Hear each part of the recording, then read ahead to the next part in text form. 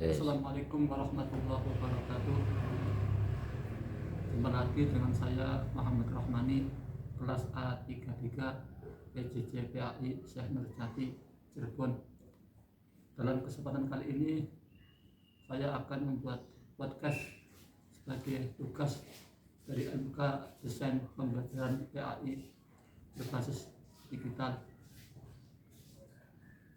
Dalam pembahasan podcast kali ini saya akan mempertanyakan tentang bagaimana peran PAI dalam demokrasi.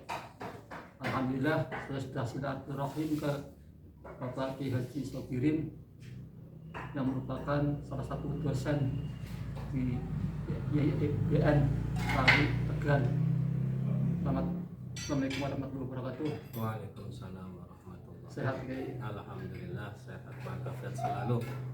Ini Kiai, saya mau menanyakan tentang apa peran PAI dalam memperkokoh demokrasi yang ada di Indonesia ataupun yang di internasional. Terima kasih atas silaturahmi kunjungannya, telah susah payah dan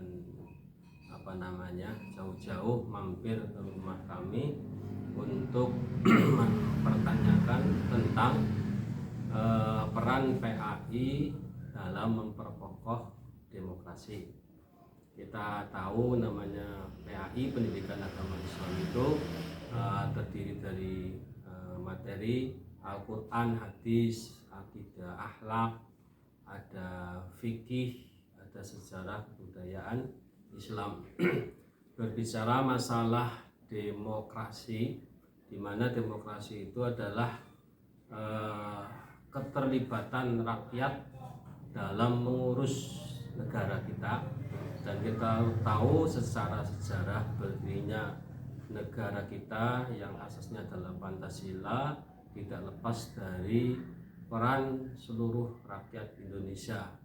Ya, dalam hal ini ada perwakilan-perwakilan baik dari Indonesia bagian barat, bagian tengah, bagian timur, semua berdiskusi, bermusyawarah untuk mendirikan bangsa kita, bangsa Indonesia. Tentunya semua itu adalah merupakan bentuk aplikasi untuk menerapkan ajaran demokrasi, terutama demokrasi Islam. Dalam hal ini PAI ini banyak sekali perannya. Satu misalnya yang disepakati dalam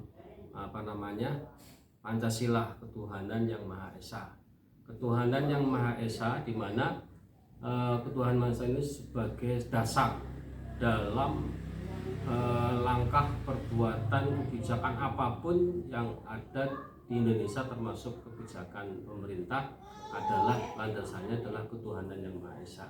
Dalam hal ini materi PAI yang sangat berperan adalah ada akidah, ada pelajaran akidah, ada Al-Quran, hadis, di mana Al-Quran, hadis itu merupakan sumber dari materi akidah.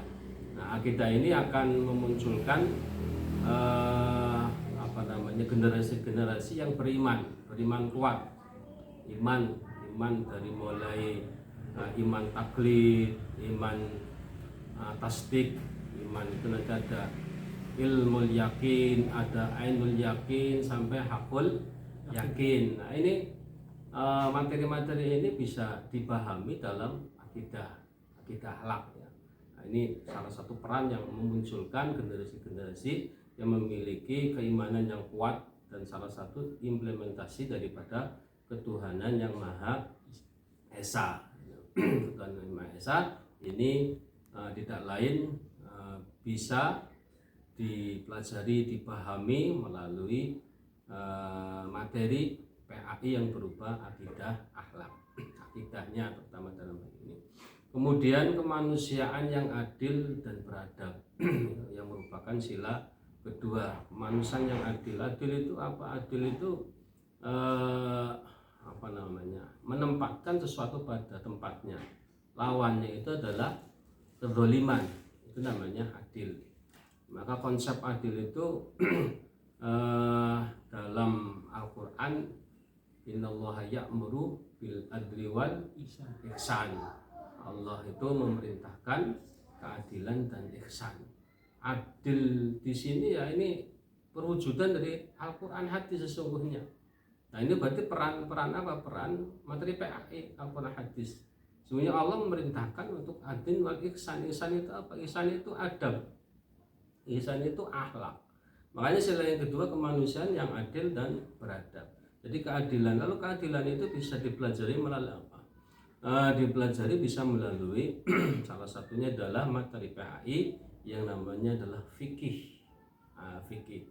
Adil dalam jual beli berarti fikih muamalah. Adil dalam masalah ketatanegaraan berarti nanti ada fikih siasa. Adil dalam hubungan suami istri keluarga berarti ada fikih munakahat dan seterusnya. Nah ini peran-peran materi PAI itu sangat besar sekali dalam mewujudkan demokrasi di Indonesia. Salah satu poin-poin demokrasi adalah bagaimana mengimplementasikan dasar-dasar negara yang telah dibentuk oleh perwakilan dari seluruh rakyat Indonesia, para pendiri bangsa dulu. Ini kemanusiaan yang adil dan beradab. Dari pengamalan, keimanan, percaya kepada Tuhan, kemudian berperilaku adil, kemudian beradab, akhlak. Yang kedua adalah akhlak adab. Dan adab ini bisa diperankan oleh materi PAI yang berupa adalah akhlak. Di mana akhlak itu ada yang kaitannya akhlak, hubungannya akhlak kepada diri sendiri, akhlak kepada Allah SWT, akhlak kepada sesama manusia, termasuk akhlak sama manusia kaitannya dengan hal-hal yang berhubungan dengan demokrasi. Itu ada adabnya, ada etikanya, etika rakyat bagaimana ketika menghadapi pemerintah, etika pemerintah kepada rakyatnya bagaimana dan seterusnya. Itu dibahas dalam akhlak ya. Makanya kemanusiaan yang adil dan beradab. Nah, untuk mewujudkan kemanusiaan yang adil dan beradab ada sebuah cara bagaimana orang itu bisa mengamalkan ketuhanan Yang Maha Esa. Adil dan beradab itu bisa benar-benar diimplementasikan melalui demokrasi. Maka satu hal yang tidak boleh ditinggalkan adalah persatuan Indonesia. Ini persatuan Indonesia itu juga salah satu materi yang membahas tentang persatuan Indonesia ada dibahas di fikih juga. Ada yang namanya wahdatul umat, persatuan umat. Konsep ini ada dalam fikih siasa. Kemudian konsep ketahanan politik ini dalam kitab Ihya Ulumuddin, kitab yang merupakan perpaduan antara akidah, akhlak, fikih, Al-Quran, hadis jadi satu. Ini adalah materi PAI. Dalam hal ini Imam Al-Ghazali menyatakan bahwasanya kesuksesan akhirat ini nggak bisa diperoleh kecuali melalui kesuksesan dunia. Dunia mazru'atul akhirat. Dunia itu tempat bercocoknya akhirat. Lalu bagaimana cara untuk bisa meraih kesuksesan dunia? Maka ada empat. Pertama adalah ketahanan sandang, pangan, papan, dan politik. Dari empat ini mana yang lebih penting? Yang lebih penting adalah ketahanan politik. Apa ketahanan politik? Ketahanan politik tidak lain adalah adanya aturan, adanya kebijakan yang disepakati oleh seluruh masyarakat negara melalui perwakilan para pendiri bangsa. Itu semua disepakati. Setelah disepakati harus dipatuhi. Nah, itu namanya adalah persatuan Indonesia. Itu peran daripada PAI. sangat sangat penting sekali dalam untuk mewujudkan demokrasi hingga terwujudnya persatuan Indonesia. Salah satu hal yang harus dipatuhi salah satunya adalah ketika ada pesta rakyat pemilu. Pesta rakyat pemilu, aturan-aturan yang sudah disepakati nggak boleh dilanggar. Money politik, serangan fajar itu nggak boleh. Maka itu adalah suatu hal yang harus diikuti, dipatuhi, karena itu menjadi satu kesepakatan. Itu salah satu ketahanan politik. Tapi ketika sudah sudah ramai, sudah biasa dilanggar dan sebagainya, itu rawan untuk terjadinya rapuhnya persatuan Indonesia. Pada hakikatnya persatuan Indonesia itu merupakan salah satu hal yang sangat penting untuk mewujudkan itu semuanya. Itu namanya ketahanan politik. Jadi ketahanan sandang nggak mungkin akan terwujud, ketahanan papan nggak akan terwujud, ketahanan sandang pangan papan itu semuanya nggak akan terwujud kecuali melalui ketahanan politik, yaitu persatuan Indonesia. Kita bisa lihat mengaca bagaimana kasus di Yaman, ada perang saudara di Irak, kemudian Suriah, itu semua apa? Kenapa terjadi perang saudara? Itu karena apa? Karena ketahanan politiknya yang lemah. Ketahanan politik lemah akan terjadi perseteruan. Nah, ini peran PAI sangat penting untuk mewujudkan itu, dan itu sudah dibuktikan. Salah satu hal fatwa yang sangat berpengaruh adalah fatwanya Kiai Haji Hashim Asy'ari, bahwasanya beliau mengatakan janganlah segala sesuatunya itu dijadikan alat, atau janganlah sampai terjadinya pecah belah, karena pecah belah bertikai itu merupakan satu perbuatan dosa besar karena sudah meruntuhkan satu bangunan negara. Ketika satu bangunan negara itu runtuh, maka disitulah akan muncul terbuka pintu-pintu kejahatan yang lain. Ya, seperti kasus di luar negeri, seperti tadi Irak, Suriah dan seterusnya. Ketika pertahanan itu hancur. Di sini peran PAI sangat penting. Kemudian ada kerakyatan yang dipimpin oleh hikmah, kebijaksanaan dalam permusyawaratan perwakilan. Nah, di sini ada konsep terkait tentang permusyawaratan yang menghasilkan hikmah kebijaksanaan. Nah, ini dapat dipahami melalui materi PAI. Salah satu materi PAI yang penting adalah membahas tentang fikih siasah. Dalam fikih siasah itu nanti ada pembahasan tentang siasah tasri'iyah, ada siasah dusturiyah. Ya, kalau siasah tasri'iyah ini membahas tentang konsep aturan-aturan, kebijakan-kebijakan, dasar negara dan seterusnya. Nah, ini siasah tasri'iyah. Ada siasah nanti dusturiyah, ya, yang membahas tentang pemerintahan. Di sini ada ada ahlul hali, ada halul akdi, ada DPR, ada syarat-syaratnya, pengertiannya, wewenangnya, fungsi-fungsinya. Kemudian membahas tentang rakyat, status hak-hak dan kewajibannya. Seperti rakyat itu meskipun dalam aturan negara adalah merupakan memiliki hak untuk memilih, menoblos salah satu pilihannya, baik calon DPR, DPRD ataupun calon presiden. Meskipun demikian, tapi dalam fikih siasah bahwasanya nasbul imamah, menunjuk ataupun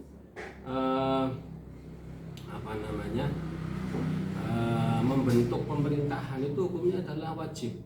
Sebab tanpa adanya pemerintahan maka akan terjadi kekacauan, karena wujud persatuan Indonesia jadi hancur, hilang.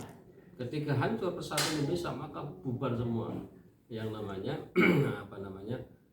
kemaslahatan di dunia, yang nanti imbasnya kepada kemaslahatan akhirat pun akan akan hilang. Nah, ini bermula dari persatuan Indonesia yang rapuh. Karena itu Nasbul Imamah wajib, bahwasanya mendirikan negara, kemudian menunjuk pemimpin yang bijaksana, yang adil, itu hukumnya wajib. Karena itu hak rakyat menoblos, meskipun dalam konteks negara adalah hak yang boleh saja golput, itu dalam konsep fikih siyasa hukumnya haram. Karena apa? Karena sama saja membiarkan nanti bisa terjadi lemahnya kepemimpinan. Ini yang difatwakan oleh MUI seperti itu. Nah, ini pentingnya peran PAI. Kemudian kalau kerakyatan dipimpin oleh hikmah kebijaksanaan dalam permusyawaratan perwakilan, ini dibahas juga dalam fikih siasa. Nanti insya Allah endingnya, finalnya adalah akan merasakan keadilan sosial bagi seluruh rakyat Indonesia. Ini peran PAI sangat penting sekali. Salah satu yang sangat terpenting adalah konsep di fikih siasa itu ada konsep khilafah. Tapi khilafah di sini jangan sampai disalahpahami. Jangan sampai kemudian khilafah itu negara Islam, tidak seperti itu. Tidak seperti itu. Khilafah ini tidak mesti kemudian bentuk negara Islam. Ini kita bisa belajar melalui apa? Melalui PAI, materi PAI, sejarah kebudayaan, sejarah Islam. Konteks misalnya ketika baginda Rasulullah sampai di Madinah. Nah, sampai di Madinah, apakah Rasulullah mendirikan negara Islam? Kan enggak. Tapi apa? Mendirikan negaranya apa? Madinatul Munawwarah. Bukan Madinatul Islamiyah. Madinatul Munawwarah. Bukan Madinatul Islamiyah, kota Islam. Ini satu. Kalau kita bandingkan di Indonesia, maka sesungguhnya Indonesia itu sudah khilafah. Yang khilafah yang sesungguhnya. Kalau kemudian khilafah diartikan negara Islam harus begini-begini dan seterusnya. Ini selama ini khilafah itu sudah dibajak oleh paham-paham yang radikal, paham-paham yang tidak sesuai dengan ajaran Nabi. Maka khilafah di sini dalam konteks PAI, ya, fungsi peran PAI sangat penting sekali untuk memahami khilafah yang sesungguhnya. Jadi ketika Nabi pindah dari Mekah ke Madinah, mendirikan negaranya bukan Madinatul Islamiyah, tapi Madinatul Munawwarah, ya, kota yang terang, kota yang cerah, ya, peradaban yang cerah. Ini Madinatul Munawwarah. Kemudian Nabi itu mengundang semua tokoh agama, semua suku-suku yang ada di Madinah.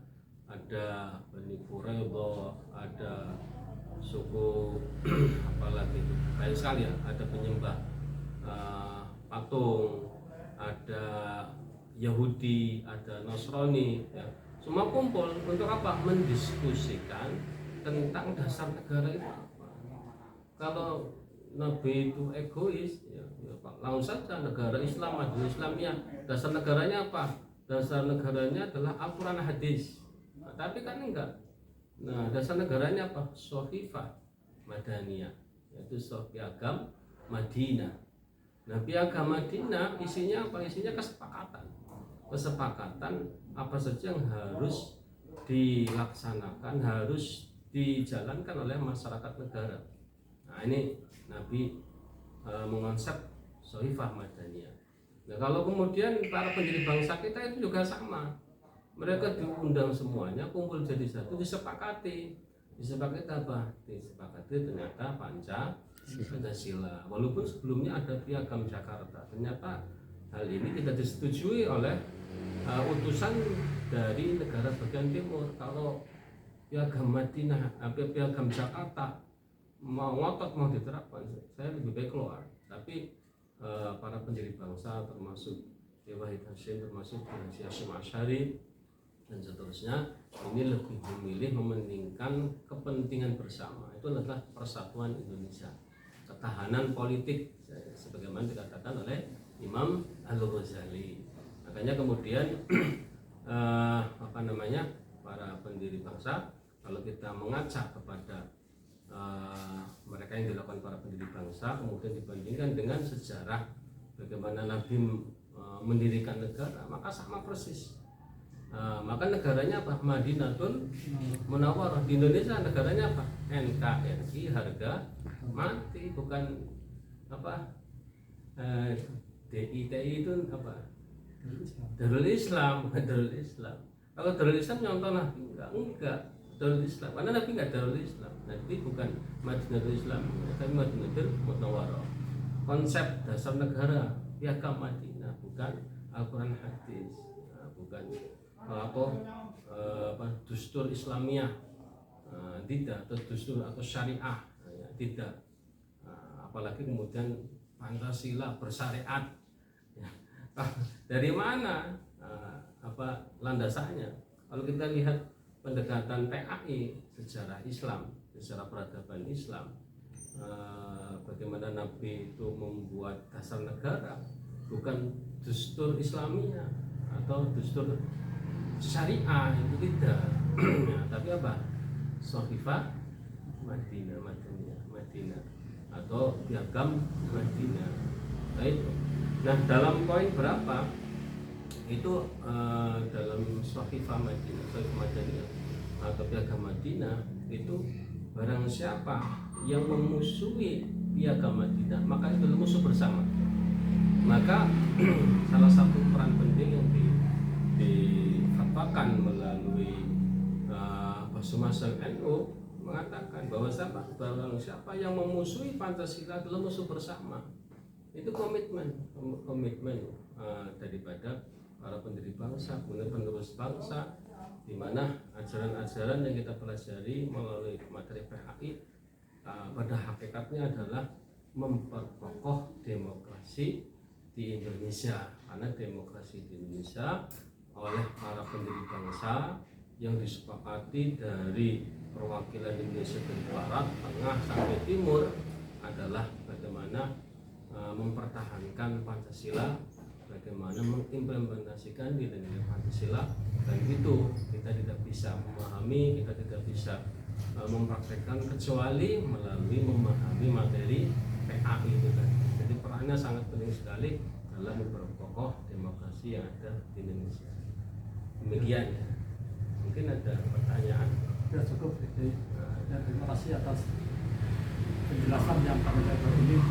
Mungkin tidak usah disimpulkan kesimpulannya bahwa PAI sangat peran dalam kokoh demokrasi terutama yang ada di Indonesia ini. Terima kasih atas penjelasannya. Assalamualaikum warahmatullahi wabarakatuh. Waalaikumsalam.